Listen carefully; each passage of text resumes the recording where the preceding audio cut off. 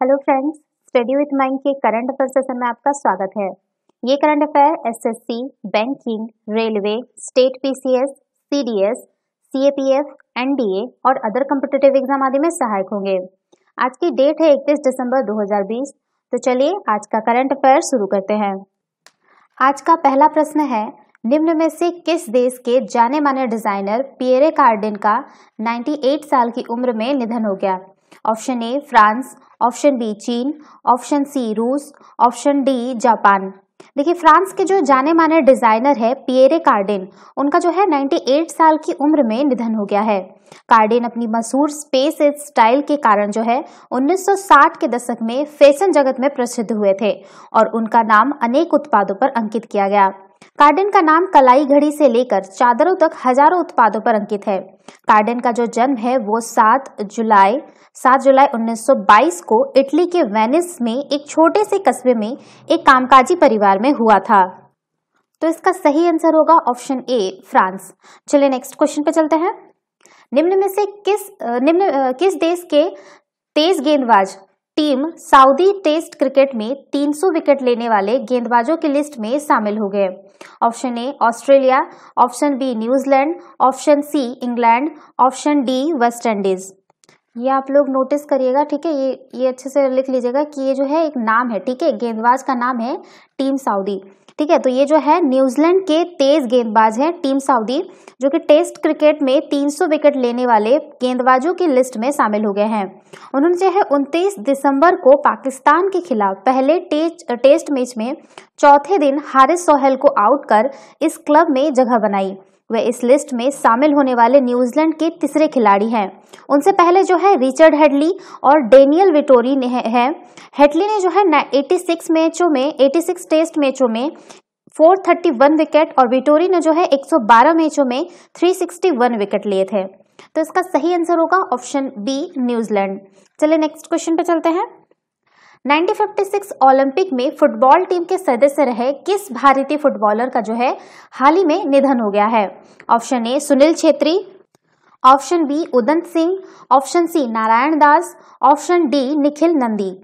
देखिए, ओलंपिक में जो है ओलंपिक 1956 में चौथे स्थान पर रहने वाली भारतीय फुटबॉलर टीम के सदस्य निखिल नंदी का जो है 88 वर्ष की उम्र में निधन हो गया है। निखिल नंदी जो है 1950 के दशक में भारतीय फुटबॉल टीम की रक्षा पंक्ति की मजबूत कड़ी थे। नंदी जो है 1955 में संतोष ट्रॉफी जीतने वाली बंगाल टीम का हिस्सा थे। उन्होंने 1958 में के पूर्व जो है रेलवे की तरफ से कलकत्ता फुटबॉल लीग भी जीता था। तो इसका सही आंसर होगा ऑप्शन डी निखिल नंदी। चलिए नेक्स्ट क्वेश्चन पर चलते हैं। हाल ही में किस देश की नौसेना ने आधिकारिक रूप से पनडुब्बी आईएनएस सिंधुवीर को प्रतिष्ठापित किया है? Option A Sri Lanka, option B Pakistan, option C Myanmar, option D Bangladesh. देखिए, म्यांमार नौसेना ने आधिकारिक रूप से पनडुब्बी आईएनएस सिंधुवीर को प्रतिष्ठापित किया है। इसे जो है अक्टूबर 2020 में भारतीय नौसेना द्वारा देश को सौंप दिया गया था। यह म्यांमार नौसेना के शस्त्रागार में पहली पनडुब्बी है। आईएनएस सिंधुवीर को जो है 25 दिसंबर 2020 को अधिकृत किया गया था, जिसने म्यांमार नौसेना की जो है 73, ये ध्यान रखिएगा, म्यांमार की जो है 73 वर्षगांठ थी नौसेना की म्यांमार का, तो ये वर्षगांठ को चिन्हित किया था। आईएनएस सिंधुवीर का जो नाम है बदलकर अब क्या बन गया है? वो म्यांमार नौसेना द्वारा उसका नाम रखा गया है यूएमएस मिनिए लिख दे रहे, ठीक है, मिनिए थिंगथू कर दिया गया है, ठीक है। आईएनएस से पहले हम लोग जब इंडिया के पास था तो ये आईएनएस सिंधुवीर था, अब म्यांमार के पास है तो यूएमएस मिनिए थिंगथू है, ठीक है, कर दिया गया है। और ये म्यांमार नौसेना के शस्त्रागार में जो है पहली पनडुब्बी है, ध्यान रखिएगा, म्यांमार की पहली पनडुब्बी है। तो इसका सही आंसर होगा ऑप्शन सी म्यांमार। चलिए नेक्स्ट क्वेश्चन पे चलते हैं। हाल ही में किस राज्य सरकार ने अपनी नई सौर ऊर्जा नीति 2021 की घोषणा की है? Option A Gujarat, option B Bihar, option C Jharkhand, option D Punjab. देखिए, गुजरात सरकार ने जो है हाल ही में अपनी नई सौर ऊर्जा नीति 2021 की घोषणा की है।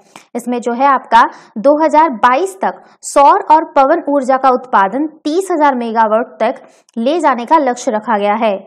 नई नीति में सौर ऊर्जा को उद्योग जगत में व्यापक रूप से उपयोगी बनाने के लिए बढ़ावा दिया जाएगा। सौर ऊर्जा के उपयोग के चलते धीरे धीरे कोयला आधारित बिजली का उत्पादन घटेगा और समग्र गुजरात तथा देश को ग्रीन क्लीन एनर्जी प्राप्त होगी। तो इसका सही आंसर होगा ऑप्शन ए, गुजरात। चलिए नेक्स्ट क्वेश्चन पे चलते हैं। बैडमिंटन वर्ल्ड फेडरेशन ने रूसी शटलर निकिता खाकीमोव पर सट्टेबाजी और अनियमित मैच परिणामों के आरोप में कितने साल का प्रतिबंध लगा दिया है? ऑप्शन ए 4 साल, ऑप्शन बी 2 साल, ऑप्शन सी 5 साल, ऑप्शन डी 7 साल।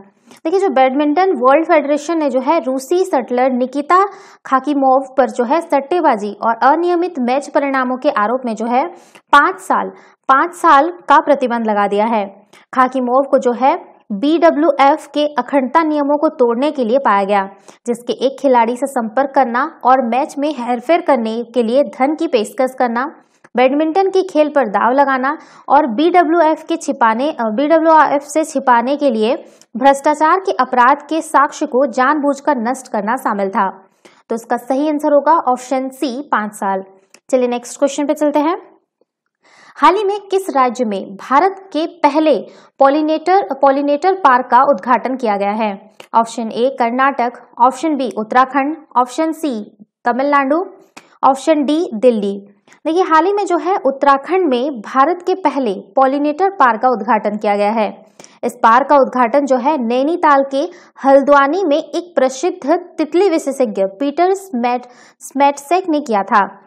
यह पार्क जो है, इस पार्क के निर्माण का जो मुख्य उद्देश्य है वो परागकण प्रजातियों के बारे में जागरूकता पैदा करना और उनका संरक्षण करना है। इस पॉलिनेटर पार्क में मधुमक्खी, तितली, पक्षी और कीड़े की लगभग 50 प्रजातियां हैं। यह पार्क का जो निर्माण है वो 4 एकड़ के क्षेत्र में किया गया है। इस पार्क का निर्माण उत्तराखंड वन विभाग की अनुसंधान विंग द्वारा किया गया है। तो इसका सही आंसर होगा ऑप्शन बी, उत्तराखंड। चलिए नेक्स्ट क्वेश्चन पे चलते हैं। हाल ही में कौन से राज्य या केंद्र शासित प्रदेश में मौसम संबंधी जानकारी देने के लिए केंद्रीय मंत्री हर्षवर्धन ने एक मौसम विज्ञान केंद्र का उद्घाटन किया है? Option A Ladakh, option B Orissa, option C Kerala, option D Lakshadweep. देखिए, केंद्र शासित प्रदेश लद्दाख में मौसम संबंधी जानकारी देने के लिए केंद्रीय मंत्री हर्षवर्धन ने एक मौसम विज्ञान केंद्र का उद्घाटन किया है। उल्लेखनीय है कि इस क्षेत्र को प्रभावित करने वाले विभिन्न प्राकृतिक खतरों और आपदाओं, भूस्मारिक महत्व, कठोर वातावरण, बदलती जलवायु को ध्यान में रखते हुए सरकार ने लेह में इस अत्याधुनिक मौसम विज्ञान केंद्र की स्थापना की है। लद्दाख क्षेत्र में ऊंचे ढलान वाले पहाड़ है। यहाँ कोई वनस्पति नहीं है। यहाँ की भौगोलिक स्थिति इस क्षेत्र को विभिन्न प्रकार के प्राकृतिक खतरों के लिहाज से काफी असुरक्षित और खतरनाक बनाते हैं। उदाहरण के लिए ढीली मिट्टी तथा मलबा, इस क्षेत्र में बादल फटने की घटनाएं, बाढ़, हिमस्खलन और ग्लेशियर पिघलने से नदी एवं झीलों में अनियंत्रित पानी आ जाना इत्यादि। भविष्य में ऐसी प्राकृतिक आपदाओं से होने वाले नुकसान को रोकने के लिए जो है सरकार को जो है वर्ष 2020 में लेह में एक मौसम विज्ञान केंद्र स्थापित करने की जरूरत महसूस हुई। इस केंद्र की स्थापना लद्दाख क्षेत्र में मौसम संबंधी कोई भी सूचना अथवा चेतावनी को समय से पूर्व लोगों तक पहुंचाने की प्रणाली को मजबूत करने के उद्देश्य से की गई। लद्दाख में स्थापित जो है यह मौसम विज्ञान केंद्र समुद्र तल से जो है 3500 मीटर की ऊंचाई पर स्थित है एवं यह जो है भारत में सर्वाधिक ऊंचाई पर स्थित मौसम विज्ञान केंद्र है। तो इसका सही आंसर होगा ऑप्शन ए, लद्दाख। चलिए नेक्स्ट क्वेश्चन पे चलते हैं। हाल ही में कौन से राज्य के मंत्रिमंडल ने एक अध्यादेश दंड विधि अध्यादेश 2020 को मंजूरी दी है, जिसमें राज्य में खाद्य पदार्थों एवं दवाओं में मिलावट करने वाले को आजीवन कारावास की सजा का प्रावधान है? Option A Uttar Pradesh, option B Madhya Pradesh, option C Maharashtra, option D Tamil Nadu. देखिए हाल ही में जो है मध्य प्रदेश मंत्रिमंडल ने एक अध्यादेश दंड विधि मध्य प्रदेश संशोधन अध्यादेश 2020 को मंजूरी दी, जिसमें राज्य में खाद्य पदार्थों एवं दवाओं में मिलावट करने वाले को आजीवन कारावास की सजा का प्रावधान है। मुख्यमंत्री शिवराज सिंह चौहान के अनुसार खाद्य पदार्थों पर एवं दवाओं में मिलावट एक दंडनीय अपराध होने के बावजूद खाद्य पदार्थों व दवाओं में मिलावट की खबरें लगातार आ रही है। कोरोना वायरस रोगियों और वैक्सीन के इलाज के लिए इस्तेमाल किए जाने वाले प्लाज्मा में भी मिलावट की खबरें आई थी, इसलिए राज्य में इस संबंध में सख्त कानून की आवश्यकता थी। इस अध्यादेश में मध्य प्रदेश में खाद्य पदार्थों एवं दवाओं में मिलावट करने वाले को आजीवन कारावास की सजा का प्रावधान किया गया है। मध्य प्रदेश राज्य की मंत्रिमंडल ने जो है 12 अध्यादेशों को अनुमति दी है, जिसमें से एक जो है दंड विधि मध्य प्रदेश संशोधन अध्यादेश 2020 है। इसके अतिरिक्त धार्मिक स्वतंत्रता से संबंधित अध्यादेश को भी मंजूरी दी है। तो इसका सही आंसर होगा ऑप्शन बी मध्य प्रदेश। चलिए नेक्स्ट क्वेश्चन पे चलते हैं।